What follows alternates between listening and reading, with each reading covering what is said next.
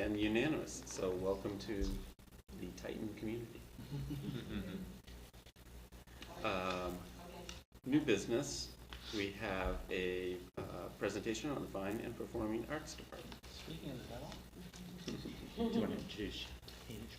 Sure. So presenting for us tonight is the department head of the Fine and Performing Arts Department, Amy Collins. Amy's a veteran of our school and has not only some photographs and information to share. You'll see and hear some film clips that I think will tell some more about the experience that kids are having here at the high school. So I'm sure you'll mention it, but we have some art that she's had brought in today that I invite you to check out at some point when you get a chance.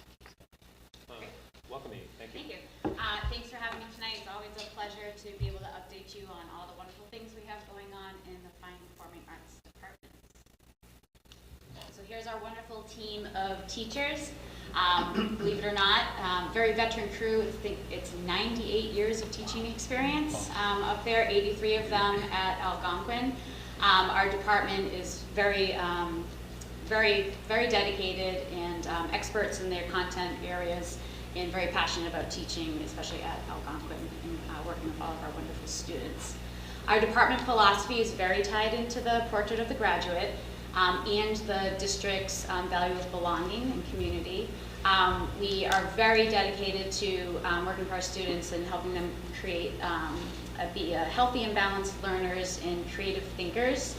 We also, again, like I said, very connected to the concept of belonging and creating a community within our classrooms, especially in the studio art and our music ensembles, something we really strive for in our teaching and in our curriculum. These are our visual art offerings. As you can see, we have a lot of different mediums that students can choose from, 2D visual arts, media arts, and 3D visual arts, and we have them all at many different levels. So there's opportunities for very beginners to explore different mediums of art, but there's also opportunity for them to go on into like AP art and as a potential major in college, which we do have many students doing. And we have a new course, which I'm going to talk about in a little bit. That's our Unified Art course in our Art Connections category. I included this because this is something we included in our program of studies this year. We've had a lot of conversation and discussion about different pathways for our students and opening up more access for them to explore different contents. In the past, prior to this year, it was very linear as students would go Art 1, Art 2, Advanced, and we wanted to try to open that up a little bit more. And you can see the way this chart flows. We're piloting this year the concept of like taking a mixed media or a digital art could also flow into the Art 2, just to give a little more access into upper level courses. So we're piloting that this year. We're looking next year, we'll reflect on it at the end of the year, but we're looking at maybe perhaps in the media arts, the photojournalism and Photo 1 would then filter into the Photo 2. So like just again, creating some more opportunities for students to access the different levels of the program, because it is, schedules are very busy and we want them to be able to like balance their schedule and work through our different offerings. So this is our newest class, this is Unified Art. It's in its third semester of running. This was spearheaded by our art teacher, Danielle DeCiro, who was very passionate about this. This course is really designed by what the students need, particularly our special ed students. Right now, the students in the course are our TLC 1 students, TLC 2, and our next students, working alongside general ed students. So as you can see in the pictures here, the general ed students are working alongside our special ed students, and they even have the opportunity to design and research some of the projects they work on with the students and guide them through the process socially and with the content. And it's been really successful so far and going really, really well, and we're getting a lot of great feedback about it. This is an example of one of the projects they worked on earlier this year. This is The Dot. The Dot's actually a book about how everyone can be an artist, and our librarian, Kim Honey, came to the class and read the book to the students to kick off the project, and then they went to their work here. So you can see they used oil pastels, and the content and skill that they were learning was stamping and overlapping, and they used their oil pastels with cups to come up with different designs. So it's just a sampling of the work that they're doing. In some of our other art classes, and again, they're up on display behind you back there. This is some of our 2D visual arts, mixed media, with the lovely grasshopper. We have our gallery upstairs. That's our AP art students displaying their work for critique. And that's an art one, the M&Ms, which I love that one. And then in our hallway up in the art, we often have work displayed up in the C200 corridor, and that's what you see there. I wanted to highlight some of our media arts because they've been really, really busy doing some really wonderful things, a really true application of learning. You may have already heard or seen in the driveway leading to the school that there's some wonderful banners hung to beautify our campus. This was, I believe, Sean's project that he gave to the graphic design course to come up with designs using the A logo and come up with their own way of doing it. So they went through the whole process from thumbnail sketch to a project presentation, and ultimately Lillian Johnson's design was chosen, and you can see her right there with her banner. And she was just recently quoted in the Harbinger about how that gave her such sense of pride to have her artwork displayed at the school, and she felt like she left a true stamp on her time here at Algonquin, which is wonderful. We're so happy that was something that we could help her do. Graphic design also, you see Spirit Wear and Aspiro Music logos. Lisa Spignese, my colleague at Neary Elementary School, came up with a great idea to create more sense of a community for our K through 12 music program and asked the graphic design class to come up with a logo. So again, they went through the whole project led by their teacher, Michelle Shepard, to come up with some different designs. And we ultimately chose the design, the logo's small, but it's up there, that Dylan Lockhead, one of our students, created. And those are now available for students K through 12. Oh, that's great, somebody has a sticker right there. It's a great logo. So that's there for the community again to enhance our sense of community throughout the district. And our students make wonderful posters for us for our concerts and the music program and program covers. And then lastly, our photojournalism students are doing really wonderful things. They're capturing so much that's going on in our school. A lot of my pictures, by the way, are taken by some of those students. You'll know because they're the ones that are really good. But this photo right here, this is Laura White, one of our talented students who's part of a program where she's able to submit her photos to the Boston Globe, where they're letting high school photojournalism students share their work. So that was hers. It was right on the top of the article. She was chosen as the headline in the Boston Globe with her picture of our Titans. So they're busy and they're doing some really wonderful things, truly applicable to the real world. So moving on to performing arts, we have a lot of opportunities for our students to create, perform, respond, and connect with their peers and collaborate here at the school and perform for the community. We've been working to diversify our music electives to give more opportunity for students to enter into the performing arts. A lot of our students, like our band and orchestra and chorus students, have started doing music at a young age, but we want maybe someone who hasn't had that opportunity before to be able to enter into a course here at the school and have success with the sense of performing with others. So one of the courses I'm going to talk about in a little bit that we're introducing this year is Learn to Jam as an offering that we can give that opportunity to some students in our school.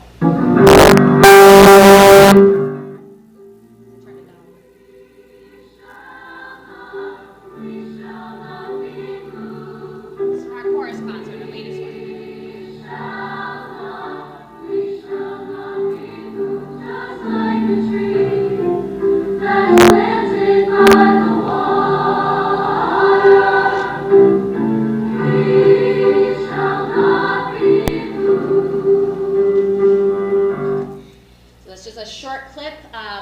had our fall concerts at the end of October, and that, again, trying to work on creating the sense of community throughout the whole program. That was the finale for the concert, where all of the choirs came together to sing as one grand finale together.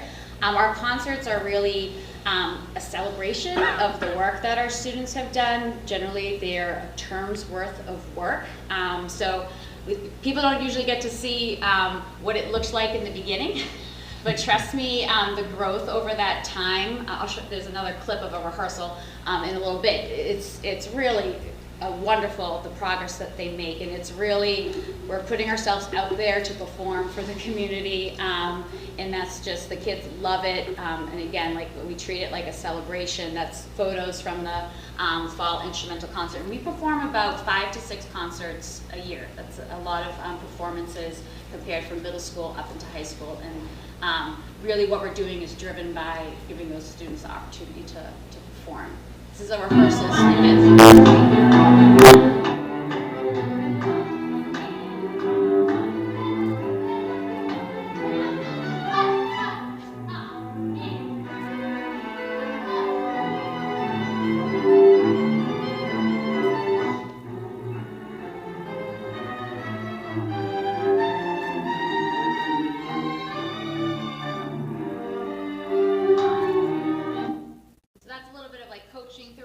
So pretty close to that's not the beginning. That's pretty close to the end product. That's us on the stage getting ready for our concert. That's the string orchestra. We're playing a really challenging repertoire, diverse repertoire by different composers, different genres of music, and that's just a sampling of one of the more modern pieces that we worked on in the fall. Now that we've had our fall concerts, we're moving into our winter concerts, and then in the spring, some festivals that we bring to our students. These are some photos from last year's festivals. On the right there, we've been hosting for years and will continue to do so until they don't want us anymore. We've been hosting the MAJE Jazz Festival at Algonquin, where both of our jazz bands perform really successfully, and we have about 10 schools usually come and visit our school with adjudicators, and they always love coming here. We have wonderful facilities for it. Our students were really successful at it, and then they got to play at the Hat Shell in May, which is a wonderful venue that the Boston Pops also get to play at, so that's not too shabby. And then last year at the MICA, our groups did really wonderful there as well. That's the Wind Ensemble. They received a gold medal and were invited to perform at Groton Hill, the new performance center. Some exciting projects we're working on and things we're happy to have back.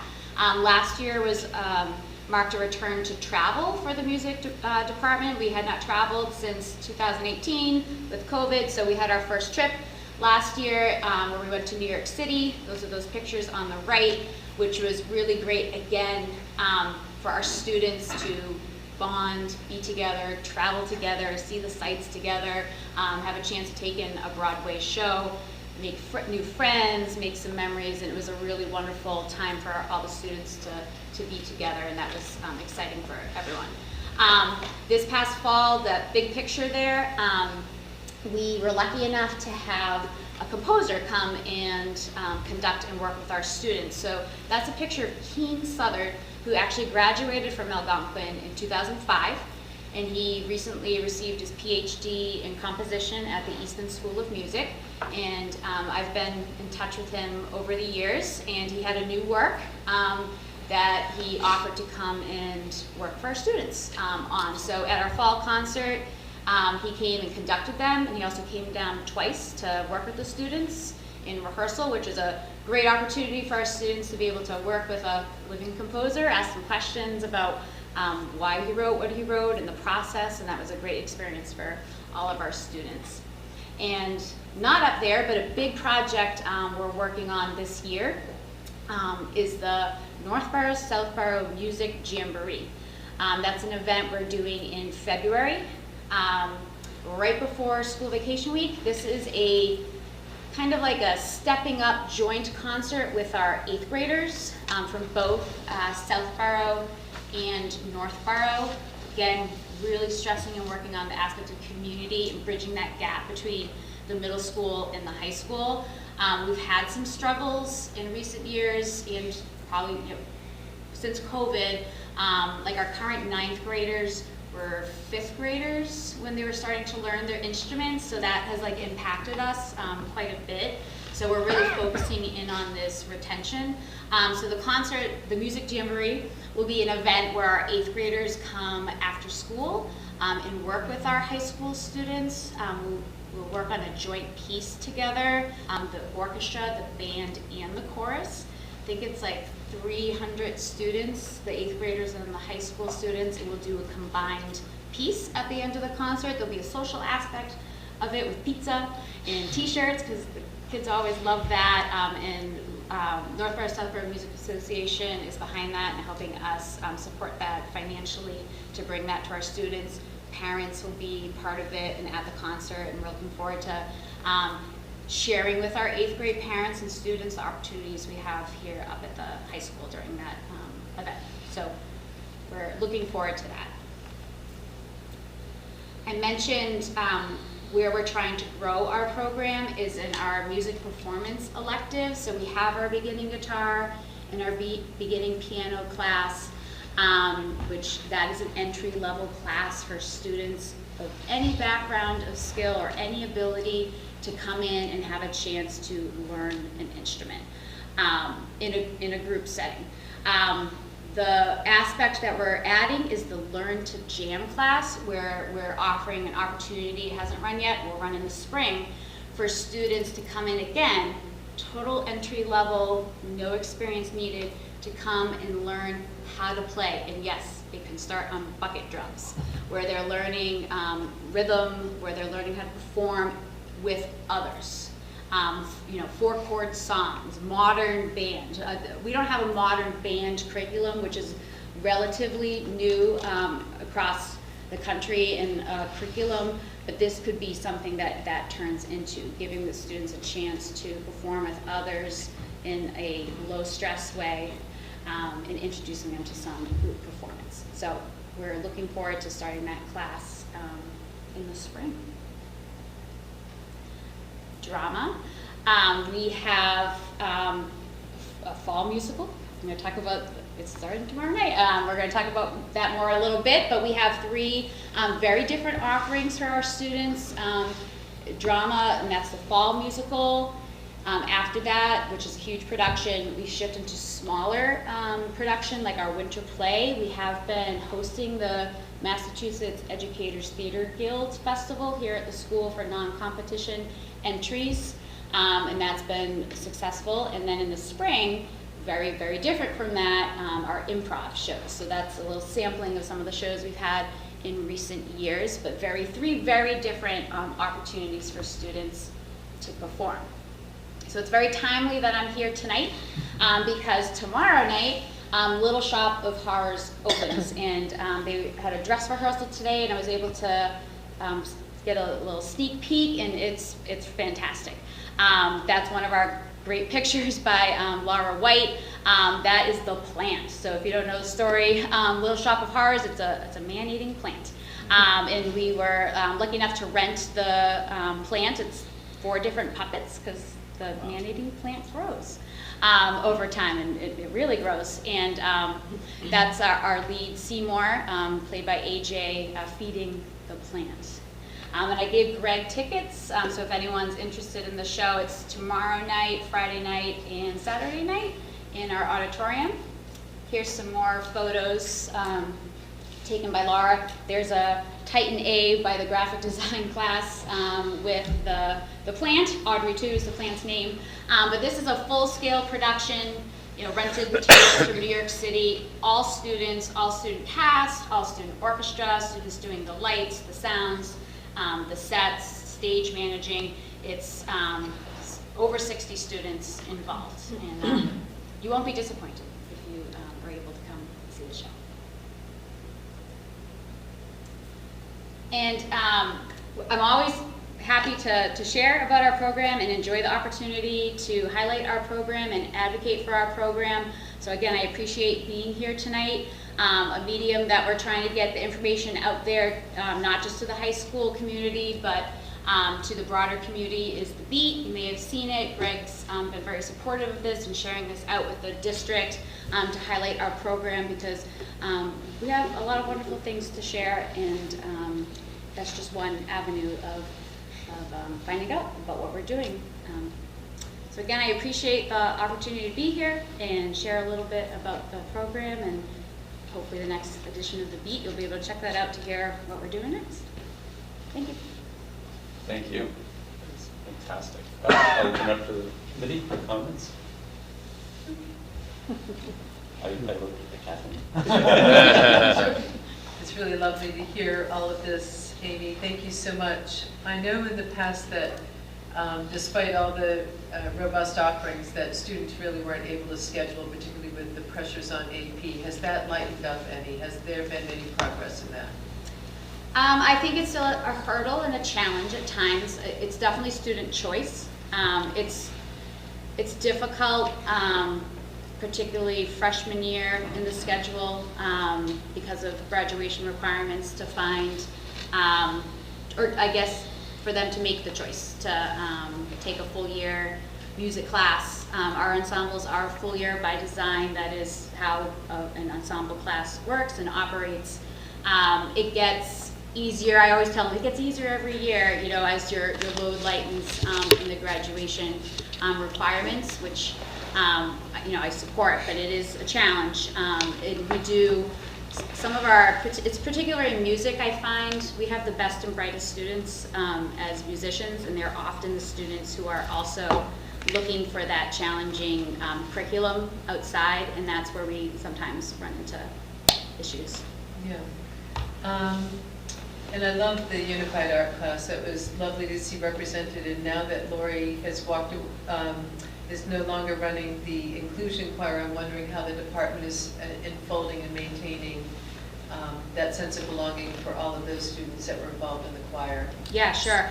We have wonderful representation in our ensembles, inclusion-wise, already during the day, which is fantastic, and that's been working out really, really well.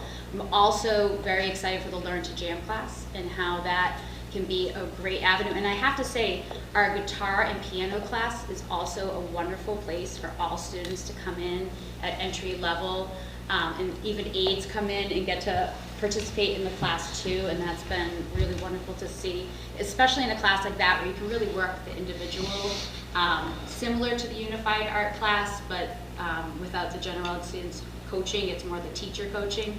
But I wonder, as we develop with the Learn to Jam class, how that will shape into maybe more of a unified type of situation.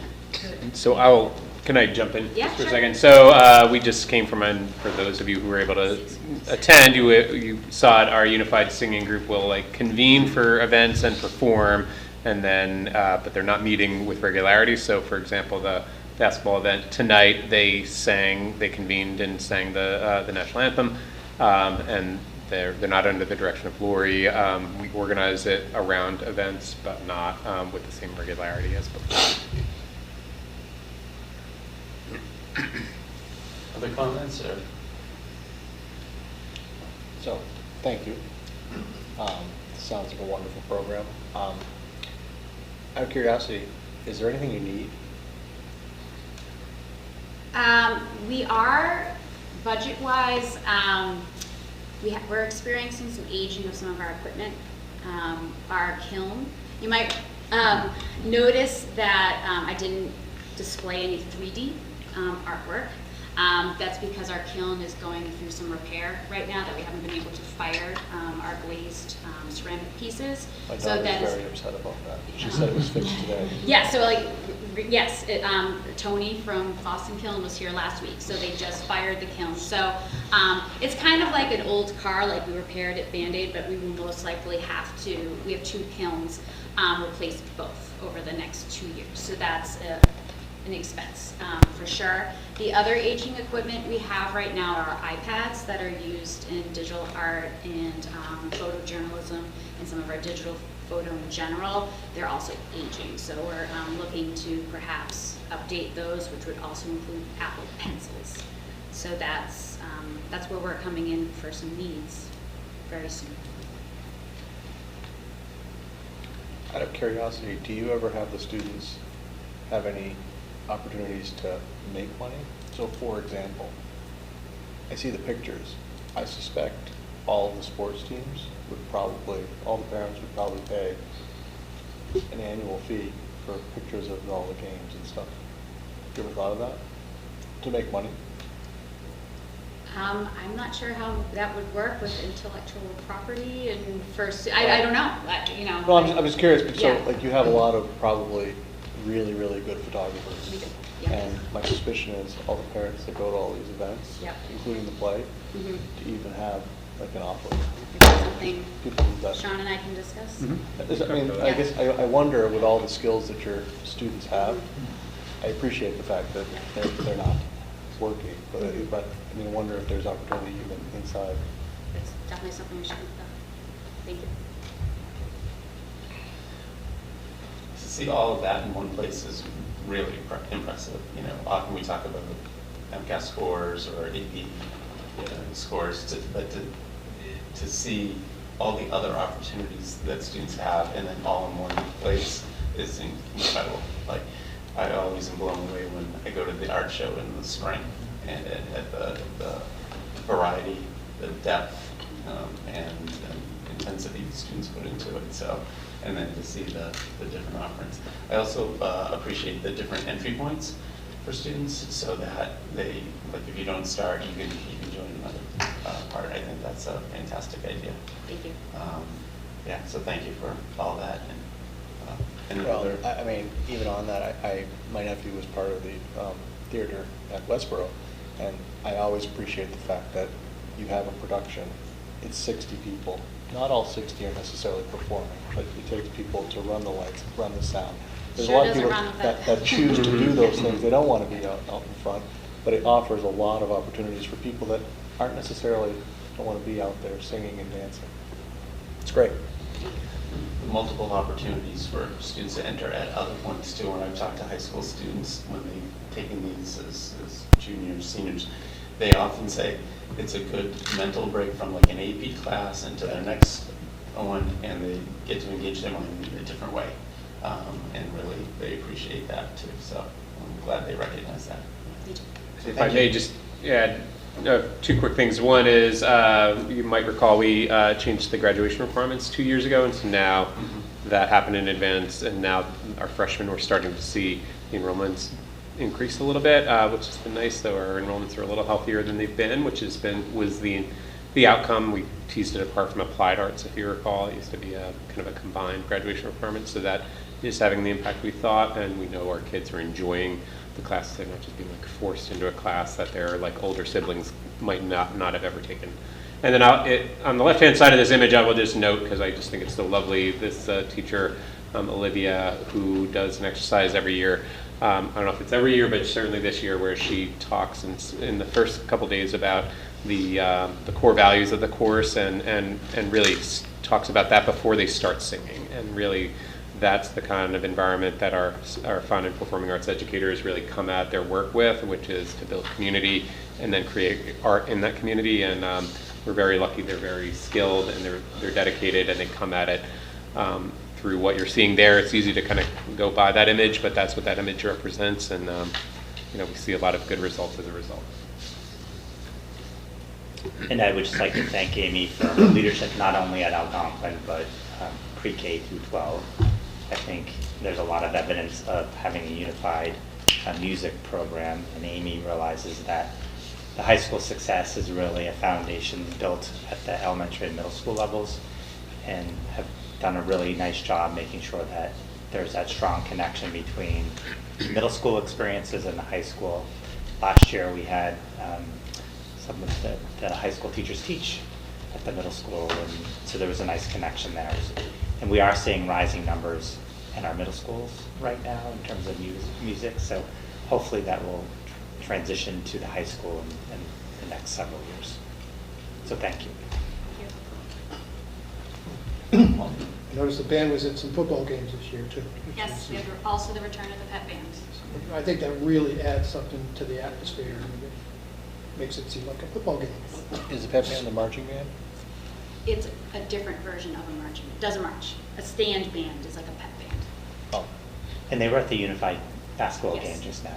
Yes. So, great. And they did march in the Apple Fest parade, in the Heritage Day parade. That's about the only marching. Otherwise they don't. No No, no halftime march. show from the stands. Like a college pep band, like you see at a basketball game. That's great. I agree, it's really fun to see them there. Yeah. Well, thank you very much. That was excellent. Yeah. Thank you. Next is legislative update. Thank you. Okay.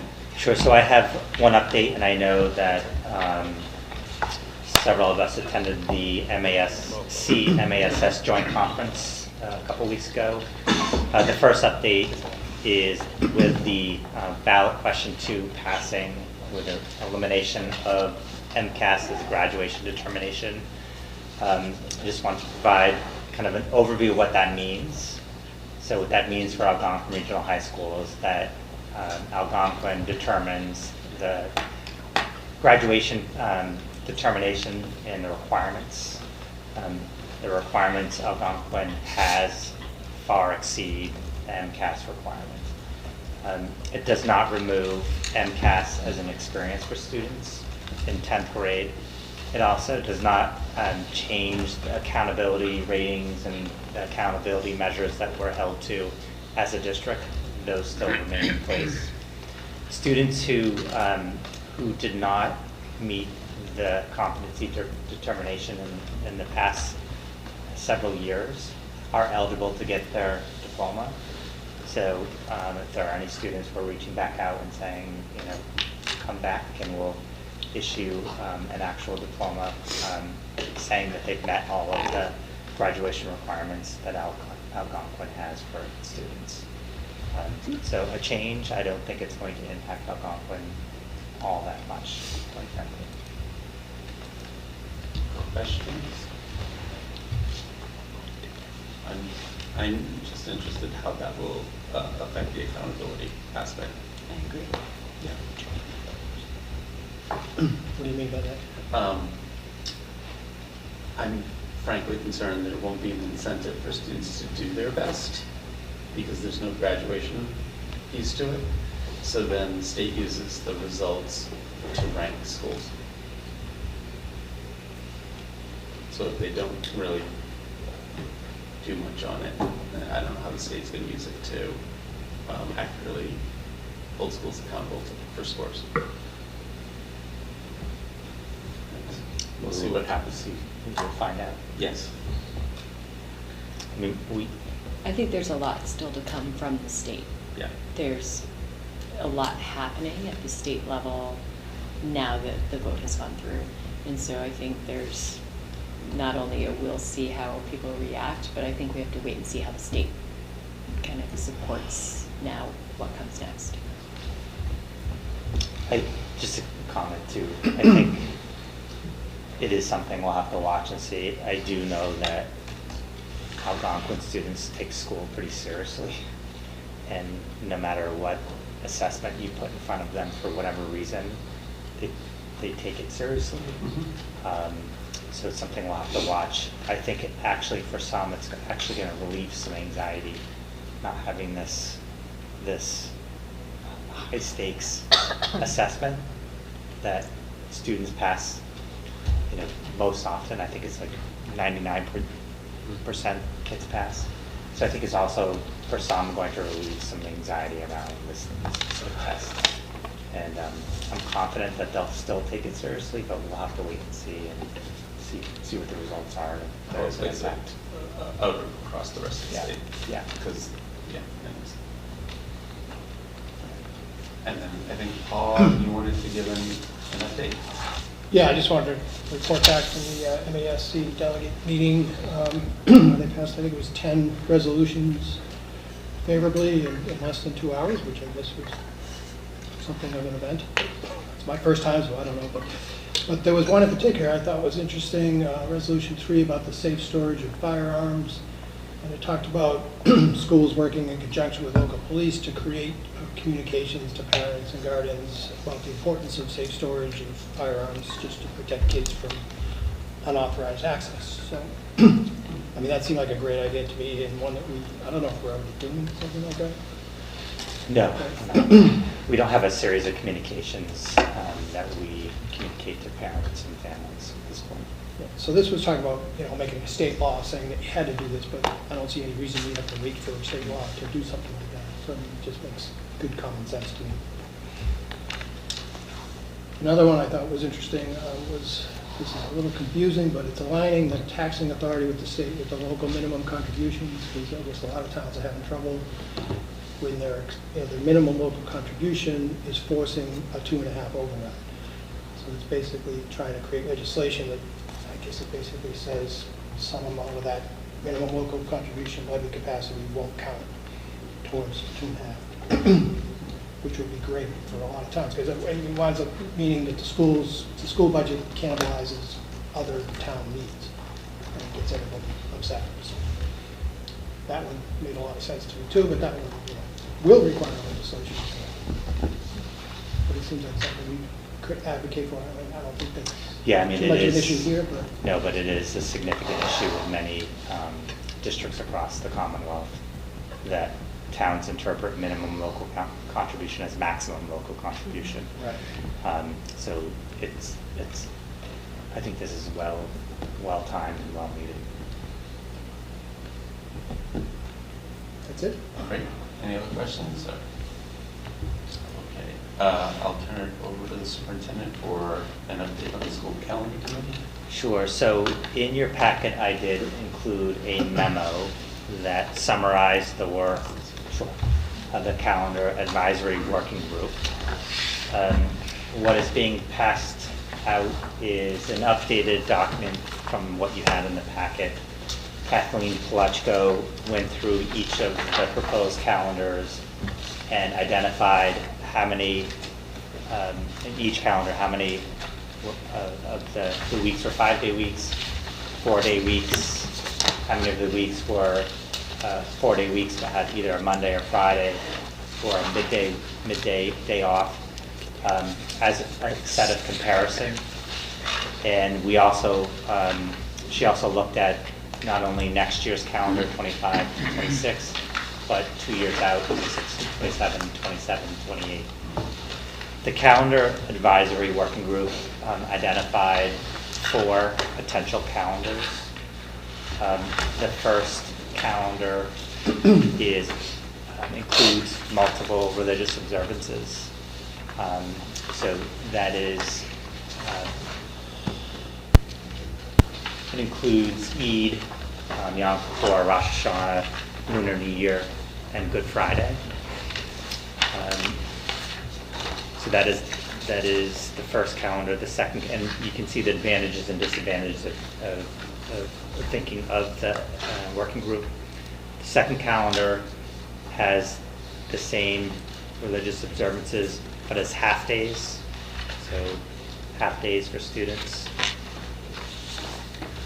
The third calendar has Yom Kippur and Rosh Hashanah as full days, and Lunar New Year, Good Friday, and Eid as half days.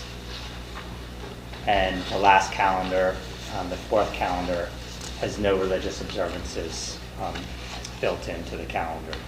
So it's a removal of Rosh Hashanah, Yom Kippur, and Good Friday. So the purpose of the memo is really to give the committee members information about the 4 calendars, the calendar advisory working groups, thinking, the advantages and disadvantages, and also some data around the calendars. What you'll see at the very bottom of the memo is a comparison chart. One question was asked, do the school districts who have the religious observances off, Yom Kippur, Rosh Hashanah, Eid, Lunar New Year, and Good Friday, do they see a decline in their academic performance as a result? So the table is school districts that have those holidays built into their calendar and their academic performance in comparison to Algonquin's academic performance on MCAS. So that's a data point that the calendar advisory working group examined. The goal is at the December 4th combined open meeting to have a discussion with all three committees, hear people's perspective, ask questions, not to vote a calendar, but to have a discussion in open session. The goal is then to take the feedback from the school committees, bring it back to their calendar advisory working group, and have some additional drafts, and then for the final draft to be brought forth to the committee at the March combined open meeting for a vote. And I'd be happy to answer any questions. Thank you. This document's super helpful. Yeah, very. Questions from the committee? Did the calendar working group contact any of the other schools that are already doing like a calendar 1 or a calendar 2 and sort of see what their experience with it? Do they want to stay with it? Do they not? Yeah, so we did reach out to Westboro, Hopkinton. We also reached out to Shrewsbury, who has the 4th calendar option, and a couple other districts who are moving to calendar 4 next year. They are not planning on, people who have calendar 1 are not planning on moving away from that calendar.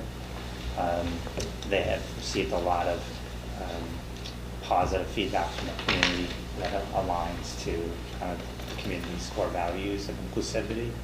They also spoke about the ability to signal to new candidates for positions that this is an inclusive place, and it's helped them attract a more diverse workforce.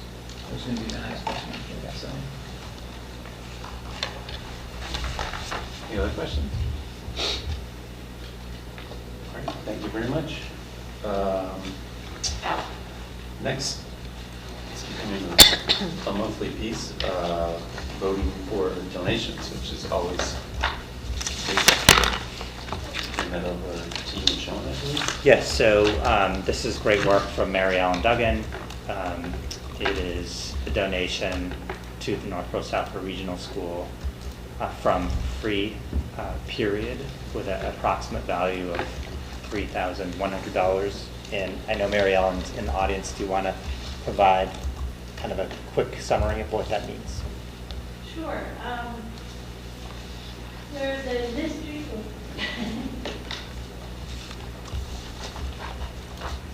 I'll come over here and sit beside you, John.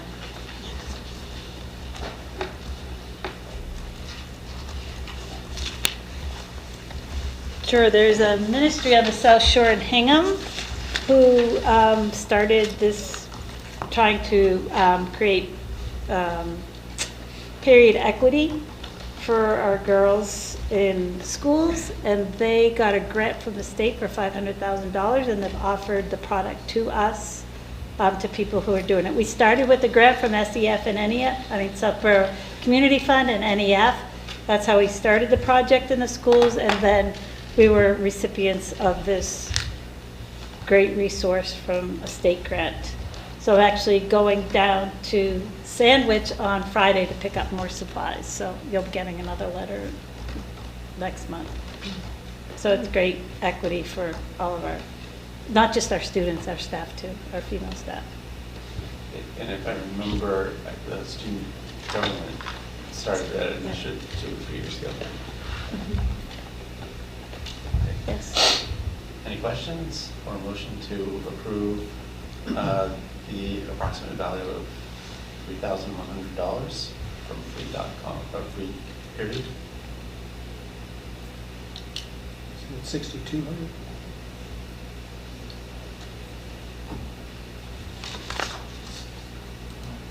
I think there's a regional part, and some went to Northborough, some went Yeah, to so this is Southborough. all 3 districts, I believe, are included in this letter. Right. So the $3,100 is the region's portion. In that case, so moved. Second. All with the motion and second from Jen. Again, a roll call vote, so I'll go around. John? Yes. Jen? Yes. Catherine? Yes. Paul? Yes. Chris? Yes. Yes for myself, and Joan? Yes. And that unanimously passes. Thank you very much for Oh, thank you. making that happen. That brings us to the superintendent's report. Turn it over to Greg. Sure, so I'll turn it over to Principal Bevan for the principal's report. Great, well, good evening, everyone, and as we always do, I then pass it along to Amelia. So Amelia's going to start it off and tell us all about the many things happening here at school. And her presentations always put ours to shame. She has like different moving parts and things, so enjoy. That's the fun part of yeah. it. Hi. So this is my November student report. So a little recap of events that have happened since we last met. We had the Halloween costume contest, which was a big hit, and the winner received a $50 Amex American Express gift card. That's what it's called, yeah. And so it was from the PTO. From the PTO, yes. And so it was overall a very fun experience. Student council members went to TLC 1 and 2, as well as the CAP classrooms. And in the CAP classroom specifically, we held our own mini contest in there. And so that was all for the Halloween costume contest. And then there was the DECA networking night on November 6th, which was a great opportunity for students to meet people from different professions. And then we've had fall playoff games going. By now, all of them have ended, but a lot of the teams were very successful this year and went very far into the playoffs. And then today we had our first annual unified basketball game against the Northborough Police and Fire, which was very exciting, and students were talking about it all day. It was a big thing. And then we had the NHS induction on November 13th. So some pictures of the events. There's like a little playoff results graphic where you can see that the boys soccer lost 1-2 in overtime and the girls soccer lost 0-2. Both very well fought games. And then in the bottom left you can see a picture of the DECA networking night, which was very well attended. And then in the middle you can see some of the unified basketball players. And then on the bottom middle you can see one of the teacher group costumes that was entered into the group costume contest for the Titan Cup winners, which the teachers did beat the students for. But overall, it was very fun, and these costumes especially were very cute. And then on the right, we have a student who dressed up as Shrek, and she was actually last year's winner, but she didn't win this year. But she came close. She got third. So looking ahead, we have the pep rally coming up on November 27th. It will be in a similar format to last year, which is competition-based between all the grades, and there will be a point system and different games for the grades to compete against each other and win points.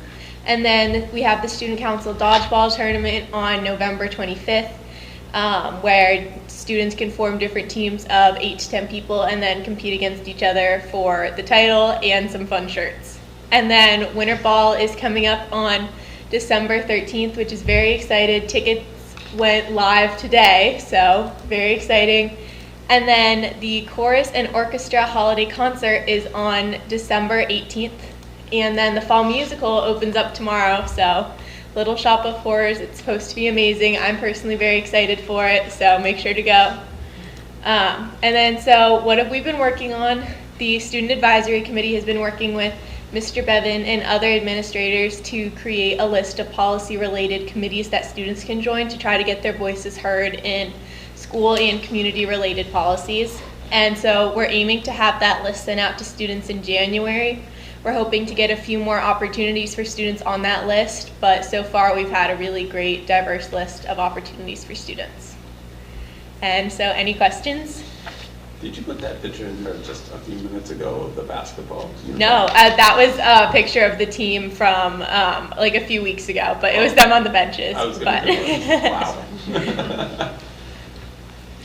I do want to take a moment to highlight a through line that you might have picked up on, but Amelia was downplaying a little bit, and I think it's just something to celebrate with our wonderful student council.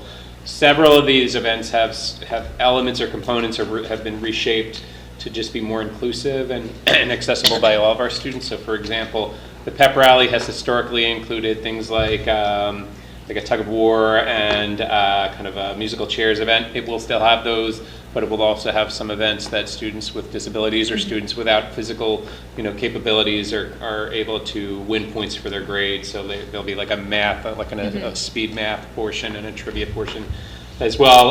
The Halloween costume contest is done kind of runway style in the cafeteria, which we've kind of built up this year on a kind of an orange runway, and the TLC students, for some of those students, that environment is kind of highly stimulating and is a little bit much, so they brought that costume contest to them to make sure that they were feeling included and not excluded. And even the Titan Cup, that event, the group costume as being a portion of the Titan Cup tournament over the course of the year, is designed so that they're not always teachers playing students in athletic games. So we're always trying to work on that, and Student Council has really taken that charge and kind of moved forward with it in a way that I'm really proud of, and they should be really celebrated for. Thank you. I'm especially excited for the Simon Says at Pep Rally. That was a favorite game of mine as a kid, and as someone who's completely non-athletic, I think it'll be really fun. Yeah. So. Yeah, it should be really great. Yeah. Well, thank you, Amelia. Thank Any you. questions for Amelia? All right. Excellent. Any questions? Okay. And so just an update on a few different things from, excuse me. I hit the wrong button. So for my report, since we've last met, one of the big areas that we've been working on this year and worth reporting out on is a key piece of our school improvement plan, is how to address AI. That's artificial intelligence, of course. And at the school level, AI presents a lot of challenges, especially as it relates to students' use and ethical use, but also it presents, and increasingly is presenting, a lot of exciting advancements and workplace kind of accelerations and all kinds of different things. So we're trying to balance all those different needs in the school. And a year ago, our focus areas was different than they are now, and a year from now, I'm sure they'll be different. There's definitely an appetite from our staff to develop a policy that really allows us to know when AI becomes cheating and when it's not. We do have a handbook language that would characterize AI use as cheating, but frankly, AI use is so broad and can encompass so very many things, everything from like the spell check feature on all of our emails and all of our writings could be construed as AI, yet none of us would think that that's really cheating, I don't think. All the way up to ChatGPT can create an essay for anyone in just a few keystrokes, and anyone in this room, I think, would agree that that would be cheating, and the threshold lies somewhere in between. So what we really concluded was that the staff needed to establish a agreed upon baseline understanding of what AI is, what it's not, and then start to explore some of the features of different AI tools. So we brought in a speaker. This is a colleague I know from my former school district, and he delivered a kind of a keynote address giving us all like the starter set of information on AI in education.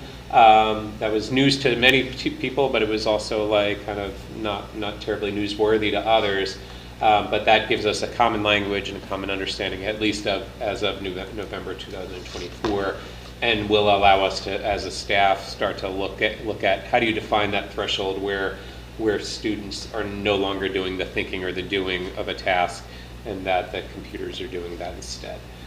So that was kind of leapt us forward. We still have a lot of work to do, and I'll talk about that in a moment.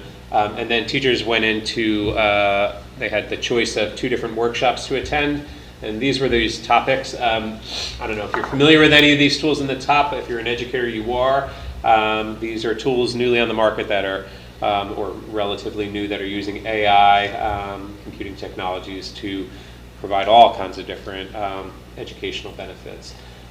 While those were happening, there were some unfacilitated discussions happening around grading and feedback ethics. You can see all those there. So for a couple of hours, this was on the wellness day after students had left. Teachers were the students, and we're going through, choosing to pop into these.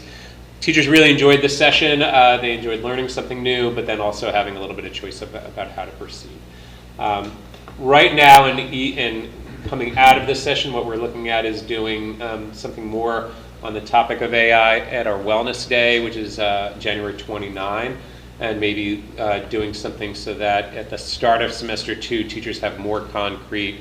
I'll avoid the word policy because our policy in our handbook is already there. It's really about the practice, which is different than policy. It's how do you operationalize the policy in a really living kind of way, in a reasonable kind of way. So that the goal is that teachers can kick off their semester 2 courses, especially for new courses, which is many. In semester 2, they can have a more robust and better defined set of teacher practices related to AI. The real goal is that at the start of next year's school year, in the fall of 2025, all teachers will be having the same experience and providing the same kind of information to students. So right now we are still learning, we're still building our understanding around this. Teachers do have like I said, a handbook language that is singular, but it is not terribly adaptable to all the different ways AI can be used. And teachers all have classroom a statement that they had to choose between one of 3 different AI policies for classroom use. So there is uniformity of expectation, but really, truly, and candidly, how granular any singular student's usage of AI can be in any class at any time on any assignment really can vary so widely that we have to have a deeper conversation with the staff, which is a need staff has asked about and demonstrated. So that's where the work we're doing with AI it's exciting, and I know kids want to be part of the conversation, which we will engage them in, and so we came real far real fast on this topic, but we still have a lot of work to do.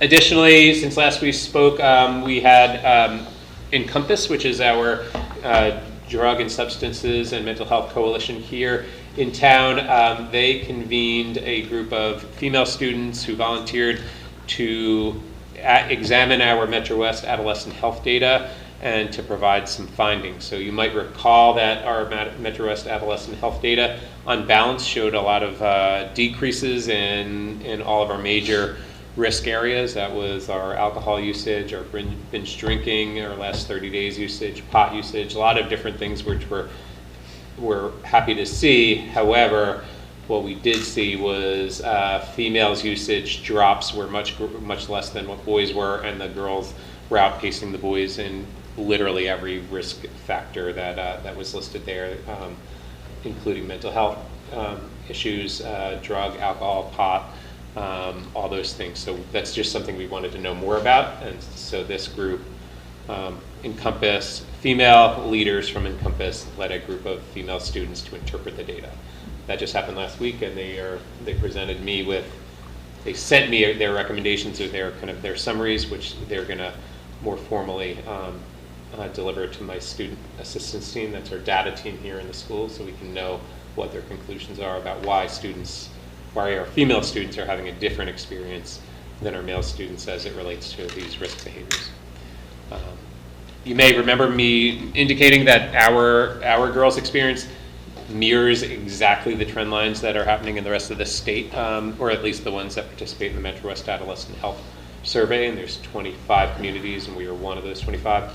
Our girls and all of our teenagers' experiences, or our data seems to reflect all that data, but these girls are giving, there were about 12 of them interpreted this data for us, and I'll share back with you what their findings are. And that was one of our other big school improvement areas, was to use this data to tell us more about what girls are struggling with and why. And this is a big step in that direction. So those are our two big school improvement plan updates that have happened. We've made some progress on in the last month. Does anybody have any questions? the AI is such a big issue, but I remember, I believe when we were looking at the course selection a while ago, there's still a computer requirement. Is there thought about adding in, like, giving students instruction in AI? Yes, of course. At some point, you know, I mean, it's so new, I'm sure it's not there yet for. Yeah, so a graduation requirement that students have, you might recall there's now, they can choose between 2 courses, and one remains digital literacy, and the course teachers of that are incorporating AI literacy as part of digital literacy. I actually anticipate it will almost become an AI literacy that it will just expand, because digital literacy will become, it's more important that they're literate on AI, and AI and digital will become, I think, almost synonymous at some point. But I give a great deal of credit to Christine Norman as one of our teachers. She presented 2 sessions on that. She could easily sit back and attended sessions and learn some things, but she is somebody who is at the forefront of AI, of learning about AI tools, learning their capabilities, and learning how students should not be using them. And so she is one of our digital literacy teachers. As well, John Cahill is another applied arts teacher, also teaches that course, and also is presenting AI sessions in that day. So there's a keen interest in that group of keeping that course relevant, and AI is as relevant as it gets when it comes to digital literacy. So yes. It's a very long answer for yes. Sorry. That's great to hear. No, Yeah. that's great. Other questions for Principal Bevan? Yeah. Maybe this is premature, but do you have any examples of things you're advising kids not to do with AI? I don't know, Amelia, you might have a better answer for that. I feel than like do. it's considered pretty unacceptable to like write your whole essay with ChatGPT. I feel like that's a line that teachers typically would get pretty upset about, but I know a lot of teachers who are like, oh, it's a great idea to like brainstorm with ChatGPT, or like if you want like, and like sometimes it can help you summarize like a certain text, like if you're having trouble, like for example in AP Gov, like my teacher said like if you're having trouble understanding like the old English to use, like ChatGPT can be a great tool to say like, hey, how could I interpret this in modern English? So I feel like it's more just like in terms of if you need to answer like a math problem and you're asking ChatGPT to give you the answers versus like asking, can you give me a step-by-step like instruction on how to do so? So I feel like it comes down to like, are you using it as like an assistant teacher, or like you're doing it for you? Good, thank you. There's this very hard to define threshold when it becomes like academically dishonest to use, and we've not been able to define that threshold just yet. One of the phrases educators are using is the phrase bypassing cognition. I'm sorry. Thank you, Greg. It doesn't roll off the tongue, that phrase. Sorry. Bypassing cognition, it's like when it tips into actually doing the cognitive workload for you. That's hard to define for students in student-friendly language. So that's something that threshold definition is, and that I think will be different for different parts of different assignments. The brainstorming, drafting portion might be a place where it might be okay, but when you're now writing and producing your own thoughts, that might be a place to exit away from AI tools. So I think my staff would really appreciate a very simple and super concrete answer, and it's just, this is not a technology that lends itself to that.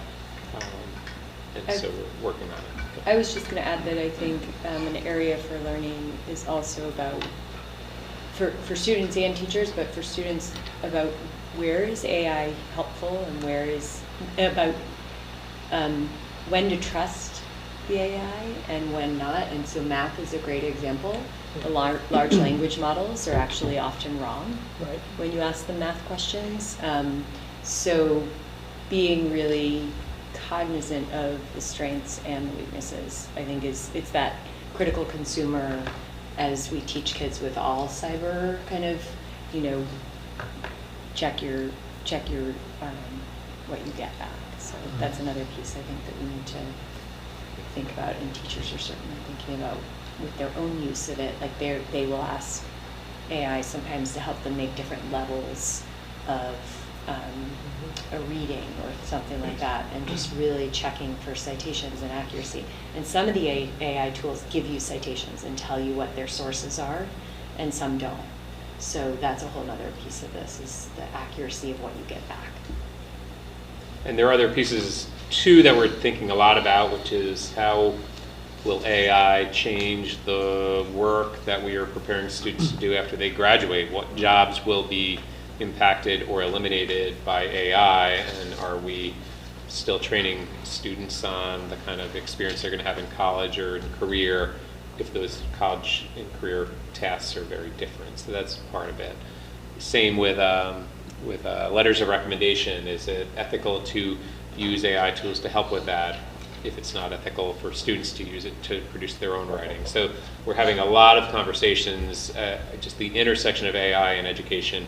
That's a collision that's already upon us, and it impacts not just like our kids using ChatGPT to cheat is like a super condensed, simplified version of a much more expansive conversation that it's exciting. I think it's a very exciting time to be an educator, but it's a bit of a minefield when it comes to the ethics related to these tools. And it's also getting students to zoom out and understand the implications of AI in society and in general, and how it's impacting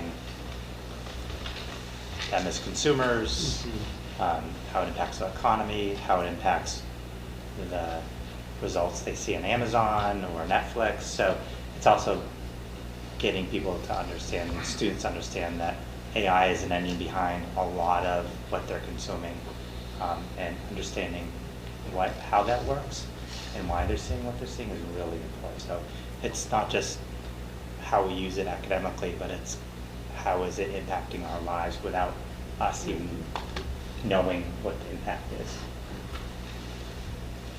is. Jen?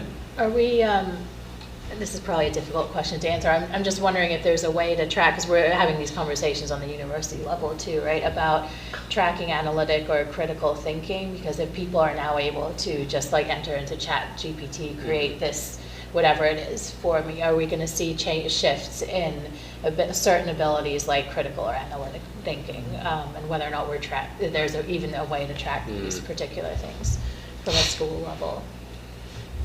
I don't know that there's a way to track it. I do think that some of the more exciting and the more nourishing educational experiences we've all had are probably the least challenged by AI. And I'm thinking about the art that we've seen and the music that was we listened to.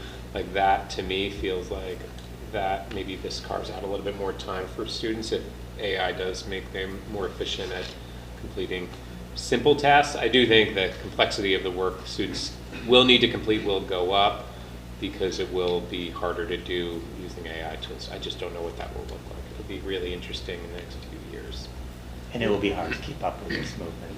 Yeah. And it's just, And I'll just add that we had, so that the PD that Sean was talking about was on November 1st, and then on November 5th, on our PD day, we had one internal and one external presenter who also did workshops on AI, and then we sort of partnered with our external presenter. And one of the ways he was framing it was about when you design for AI and when you design to avoid AI. And the idea that there are times where like we're going to promote the critical thinking by creating an environment in which we rely on our mind. But then he was also trying to help teachers think about how do you create critical thinking with AI, right? So how do you collaborate with AI to take our thinking to a higher level? And I think there are a lot of teachers who are engaging in that way. Not everyone is there yet, but I think when you listen to someone like him and some of our teachers who are really thinking that way, you just see the possibilities for doing more, going deeper, going higher, maybe having more kids access critical thinking because they might have that. Like I liked Amelia's reference to like almost like a personal tutor that AI can be sometimes. Like so there's just great potential there for it. Yeah. I think with some teenagers, there's such a fearfulness that if they use any AI tool at all, they'll be get in trouble. So I know my own children, that's their report, at least to me, the principal who lives in their house, like, they tell me that that's their fear. But I do think there's a lot of efficiencies and a lot of powerful tools that are not cheating in my book. But defining that really skillfully is very difficult. Yeah, and I think that emerging kind of research around the AI tools that can teach tutoring, can provide the one-on-one support is pretty exciting. It is, yeah. So I think that is something that Khan Academy has started to think about, and there's been emerging research that is really impactful to students and how they learn. And, there were just two more things I thought of. One is, I think there is baseline data about what students think, because I believe they were surveyed by the student government last year. So it'd be interesting in the future if that is a comparative data set on how students think at some point, if that's useful. And then in our role, I think, so I would anticipate then in the spring when the handbook comes back to us, there'll be a revision or an update, or maybe not yet. I think our handbook language probably won't shift a huge amount. I think the classroom norms and what we communicate with students about when we're handing out an assignment, there might start to be embedded language that we're asking teachers to discuss. That's one of the things we're talking about. So the handbook language, I think, allows us to defend against or to have a disciplinary conversation when a student has really clearly violated, the basic rules. So I don't know. That's a good question. That's what by the spring, we should have a better answer to that after the January 29th event. So just piggybacking off of your comment, does this mean that the school committee should be thinking about some kind of educational policy related to that, or that's outside the purview of school committee, Craig? At this time, I don't believe it's in our policy. The school handbook comes to us for approval. Yeah. So whatever language is in there will be for us to consider. So we're not going to see it as a separate policy outside of the handbook, in other words? No, so school committees are not taking on AI as a school committee policy. Yeah. It's really using the mechanism of handbooks and school policy, and then as Sean had mentioned, kind of the procedural and the pragmatic piece of the work that happens in our schools. Great, thank you. Well, it sounds to me like you're asking the right questions, exploring the right areas, so. Yeah, it's exciting work. I'll keep you Yeah. updated if as things progress, especially after coming up on and coming out of that January 29th day. Yeah. A lot more come about. And not to lose sight of your second goal, I mean, that having that focus group and recommendations is tremendous, because that data was, pretty staggering and obvious. So, yeah, that's great work there. Any other questions? So next on the agenda is the enrollment report as of October 15th. So we are at 1196. We also received our NASDAQ enrollment projections. So this is a very important document in terms of our budgeting and looking at FY26 and outward years. When we look at enrollment from 24-25 to 2034 to 2035, we're seeing continuity in enrollment. We're not seeing any declines or significant increases. We're pretty steady. The one point I would like to make is that when we look at the 24-25 enrollment number, 1154, that is off from our actual enrollment. So we will be working with NASDAQ to put the actual enrollment, and then that will change to the outward years. It will have a replicating effect on outward years. But again, we're around 1,200, 1,225 over the next 10 years, which makes budgeting a little bit more predictable, unless for some reason some wave of high schoolers move into the district that we aren't anticipating. Questions on that? None. I think, to. Yes, so we'll turn it over to Becky for the next several items, FY '25 budget line item transfers, the monthly general fund expenditure report, and a grants update, and statement of revenue. So good evening, everyone. I'm pleased to report that there are no new function codes that are showing as overexpended on the October monthly general fund report that you require school committee approval. The one new line item was our substitutes for professional development. And if you recall, last month I had indicated that some of our substitutes are due to a timing issue with payroll, and that was the case with that line item. In terms of the monthly general fund report for October, this is the first 5 months of fiscal year 2025, so we're almost halfway through the year. Year to date, we have expended about $7.5 million, and we do have encumbrances totaling $19.7 million. Our ending balance is a 2.5% remaining on the operational budget. In comparison to the previous year, we had 3.13%, and the prior year we were at 2.78. So we are slightly lower than where we've been in the previous 2 years, but I would say that we are still very healthy, and I really have no concerns about where we are at this point in time. The one line item that I did want to just mention is our special education transportation. You will notice that we do have an encumbrance of $200,000 in that line that we have added. That is due to a new contract that we have entered into. Our special education transportation contract is through the Assabet Valley Collaborative. It is a new contract as of July 1st. We have not received any invoices yet for this fiscal year, and there are some things that we are working through with Assabet Valley in terms of some different charges than what we've seen in previous years. So in terms of putting together some predictions for that line item without those invoices, it's a little difficult for us. So out of an abundance of caution, we've set aside the $200,000 until we have better numbers. The hope is that we're not going to need that money, but we just wanted it there just in case it is required. And so that is my report on the monthly general fund.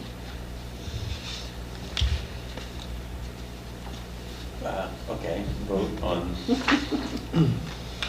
the general fund, or we don't have any budget transfers? No. Okay. I'll move that we accept the fiscal 25 monthly general fund report as of October 31st, 2024 until audited. Motion by Paul. Second. Second by Kathleen. Roll call vote. John? Yes. Jen? Yes. Kathleen? Yes. Paul? Yes. Chris? Yes. I vote yes. Joan? Yes. And the motion passes. That brings us to grants update. Okay.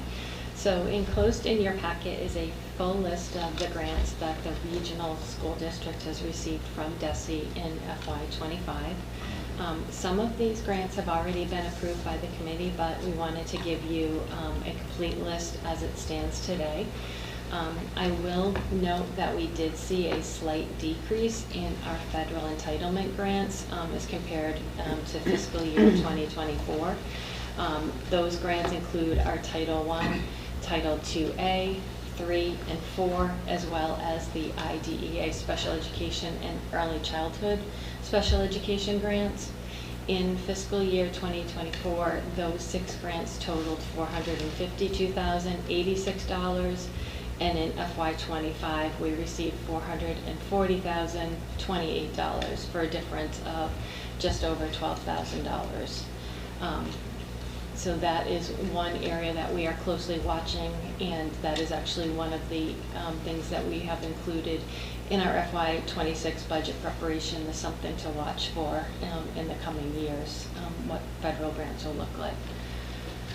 So at this point in time, I am asking the committee to vote to accept the grants as they were provided in your packet. Just a question. So that $12,000 difference, is that just adjusting services, or are you using general funds to offset that? We are using general funds to offset that. So One of the service areas doesn't was our reduce. special education, and so we'll be using, and I think the other area was in our Title III, which is for our English language learners. And so that would impact some of the professional development in the summer programming. We worked with Selby, and we were able to offset and keep all of the same things that they usually find. Okay. Okay.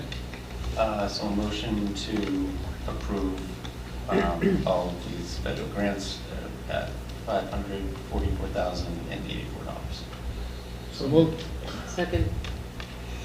Let me take Chris on that one, he's closer, for the motion and Kathleen for the second. So again, for the vote, John? Yes. Yes. Jen? Kathleen? Yes. Paul? Yes. Chris? Yes. Yes. Joan? Yes. And the motion passes. Could I just make a general comment on the grants we have received? First, I'd like to thank Dr. Reinhorn. She continues to write grants at a furious pace. So thank you for that. She's short 12 grand. I don't know. Yes, well, she'll find it. She'll find a grant to support it. And secondly, we are monitoring the federal grants very closely.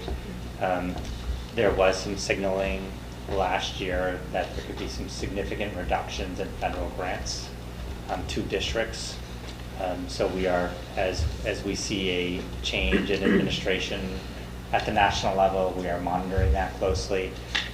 We are fortunate that only, it represents less than 2% of our total operational budget, which would be an impact, but there are cities and towns that it would be a significant impact to their overall budget if they don't receive federal funding. So just want to make that point that it is something we are watching closely.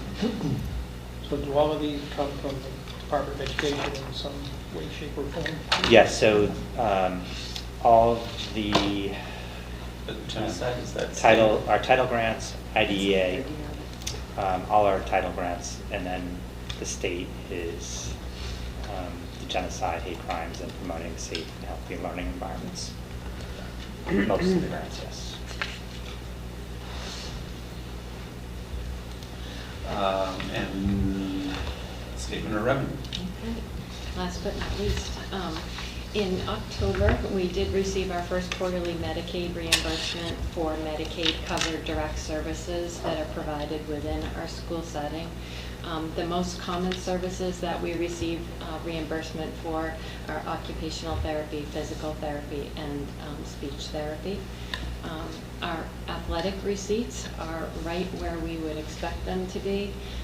Last year, we did have about $14,000 less than where we are right now, and I think that it was due to the athletic complex and perhaps not having the number of people attend athletic events as they normally would.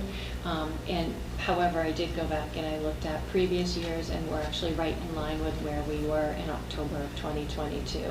I think about a $200 difference. So we are trending with our athletic receipts. And then lastly, we've also updated our circuit breaker reimbursement. The initial numbers that were provided on the reports in our September and October meetings were our reimbursements for fiscal year 2024. In late September, we did receive our final reimbursement figures, and so that report does show that we are now receiving about $200,000 more in circuit breaker reimbursement towards special education, tuition, and transportation. So that is a benefit to us as we build the FY26 budget. Questions about revenues? So Can I just make one general comment, a positive? The investment income continues to Still. serve us well. So if you look at the current receipts, that's almost $50,000 in terms of interest we've earned. So hopefully that will continue.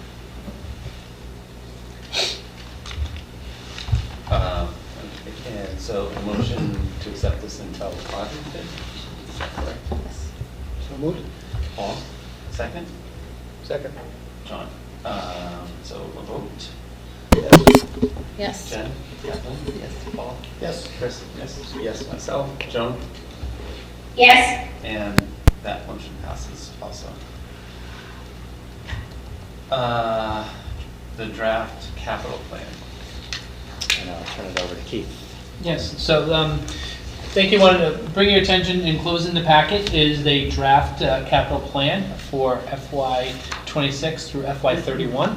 Slight modification to prior plans. I do want to thank Matt Spencer, Paul Desmond, and Chris Covino for their work. We did do some alterations of how this plan is organized. This is a different aesthetic to the plan and the way that it kind of shapes our plan for capital. The top section is dedicated to projects that have already been authorized and the ones that we are working on.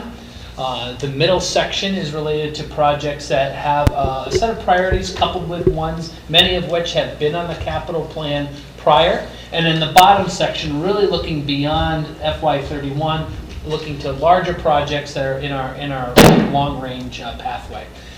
So as a result of all of that, we were able to kind of narrow down some of these priorities.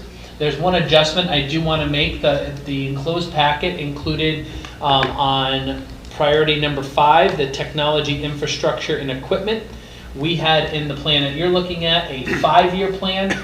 Through some conversations that we've had internally, we'd like to speed that up to a 2-year plan, which front loads that to approximately a $225,000 investment for FY '26, coupled with a $225,000 expense for FY '27. So that's the only edit that is not included in your packet. So I do want to thank the committee for this work. We did meet twice to kind of get to this point, and the priorities that we've set forth are definitely ones that Sean and I have worked on, as well as Mike Gorman.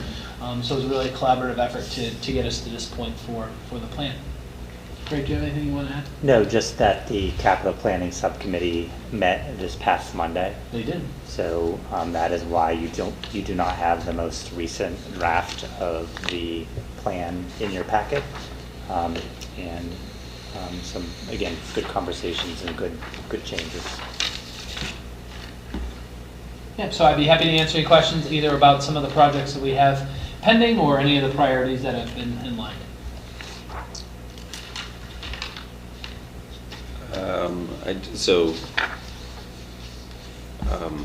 So with that change in number 5, does that will it increase the bottom line? It would for FY '26 and FY '27. Okay.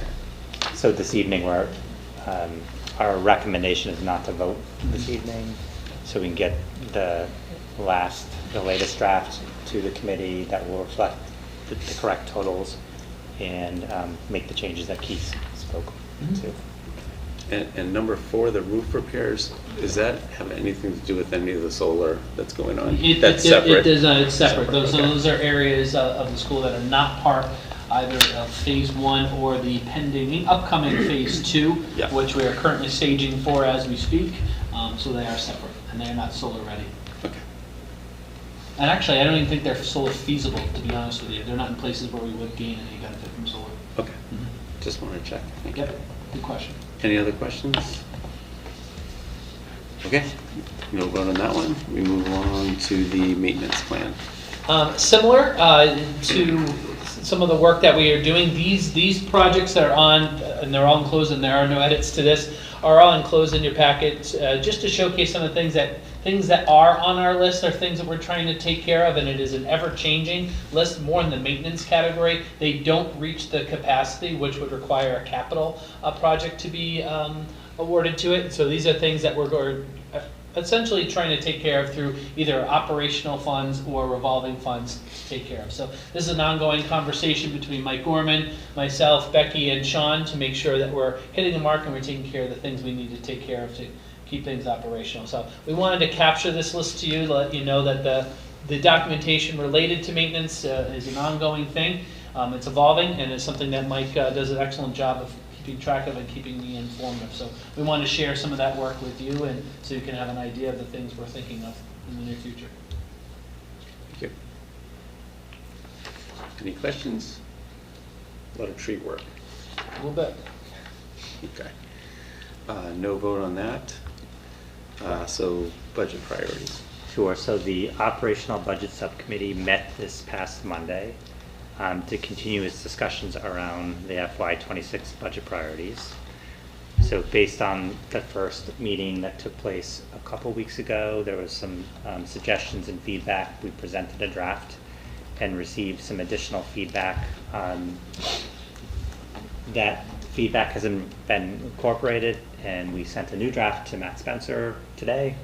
And the Operational Budget Subcommittee will come back together to review the new draft with the goal of bringing the budget priorities to the school committee at its December meeting for a vote.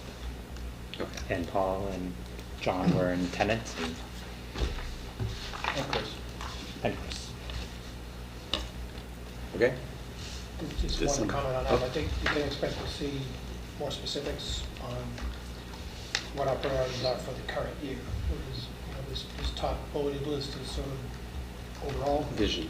Yeah. And so you'll see just a lot of specifics. Okay. And I'm hoping the third draft really hits the mark. So, yeah, a lot of good feedback. Well, thank you. Budget calendar. So in your packets, the FY26 budget calendar. So this is a running record of budget meetings and any upcoming budget meetings that we've scheduled. So that is in your packet for your review. And then the ongoing athletic update, complex update. Yes, so I'll turn it over to Keith for an update. Yeah, so a couple of very positive things to report. First of all, our punch list is getting smaller and smaller. We're able to take care of a number of the items in the last month or so, which has been great to see. We're making great progress in that regard. The other thing I'm happy to report on is that we received positive news regarding the amenities building. And after consulting with the Board of Health, we've confirmed that the proximity of our bathrooms that are within Algonquin's main building are within the proximity necessary for ADA compliance, which is good, which then does not require us to have a significant renovation to the amenities building. So we're just learning that. We're exploring now what opportunities that might open up for us. And we're working collaboratively with the Board of Health to make sure that, you know, even though these bathrooms are within the proximity necessary to the building to hold a full-size event, which the grandstand can do, that we would make certain other types of accommodations like any large event would happen, like the addition of porta potties, you know, during graduation or Thanksgiving Day football game or anything like that. So those are the types of adjustments that we're going to make, but it is positive news that we'd be able to move forward without a significant renovation. So what is that? So I'll just add to. Sorry.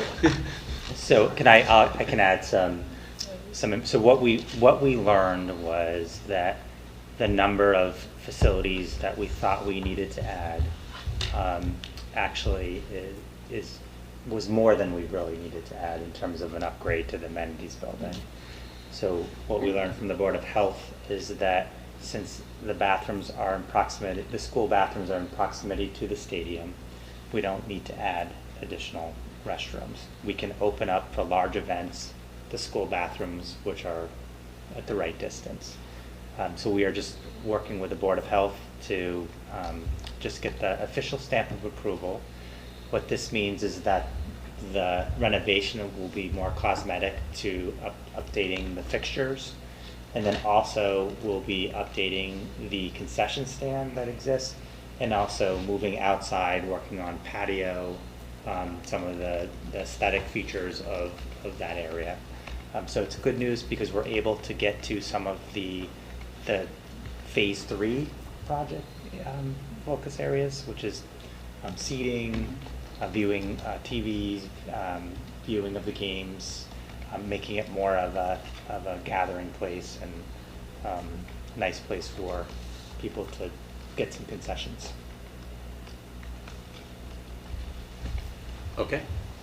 All right. Thank you. The answers. Okay. At the conclusion of the superintendent's, anything else? That concludes my report to the school committee. Old business, none.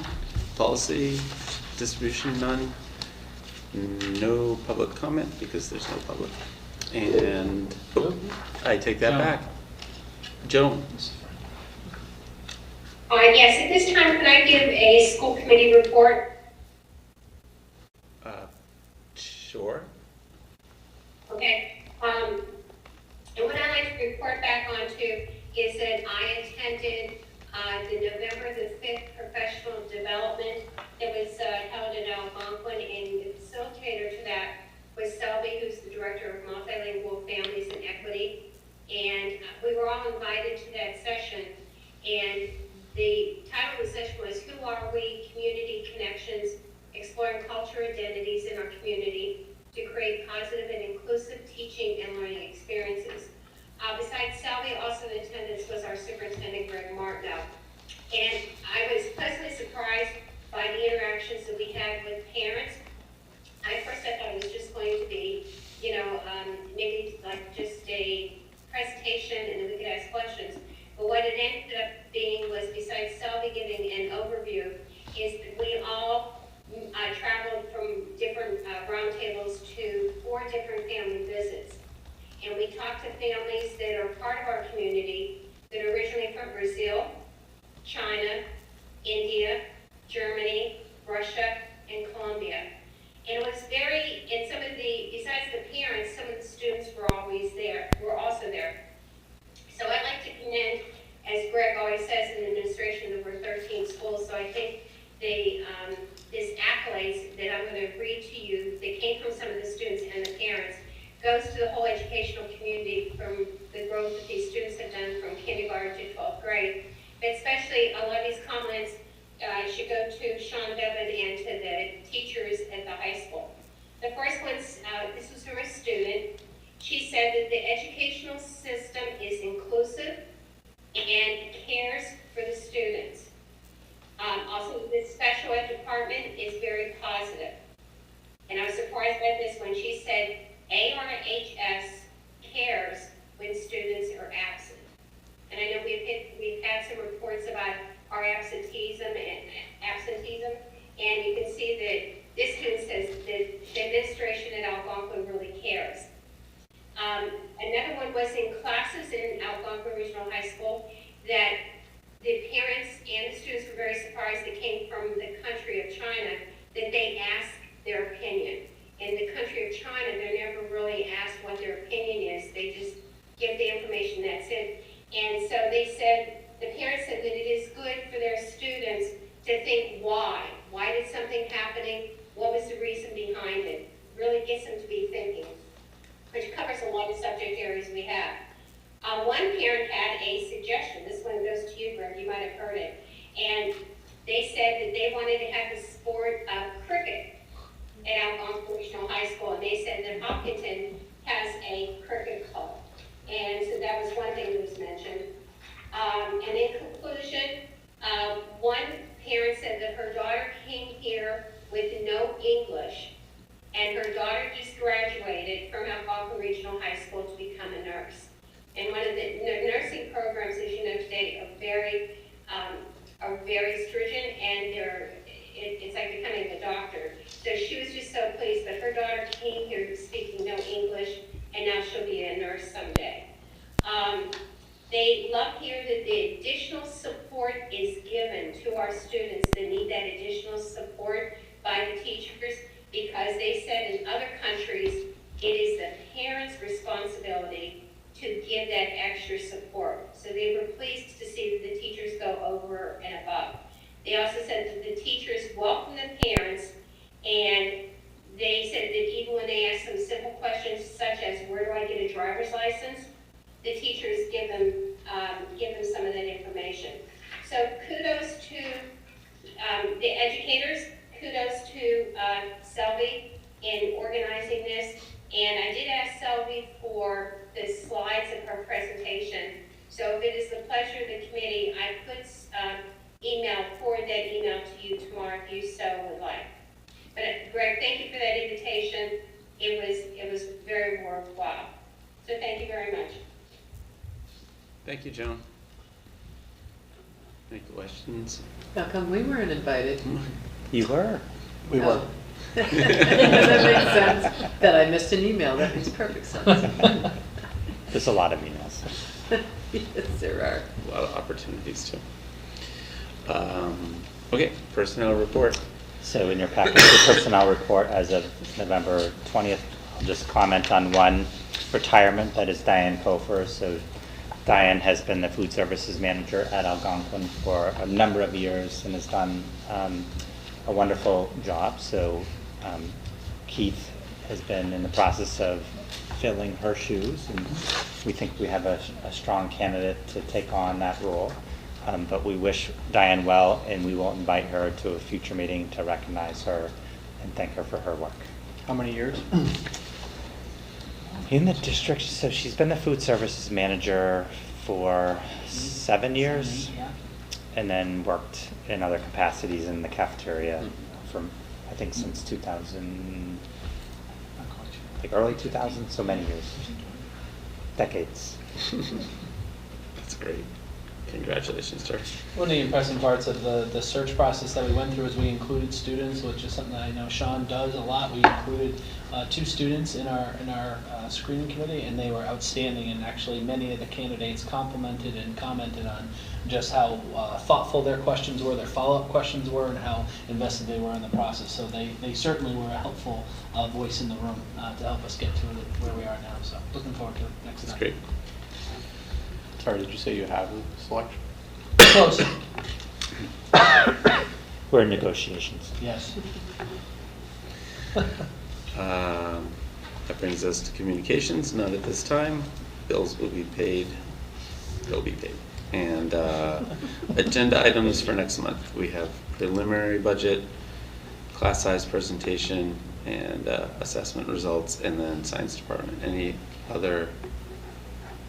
With the budget priorities and the capital plan.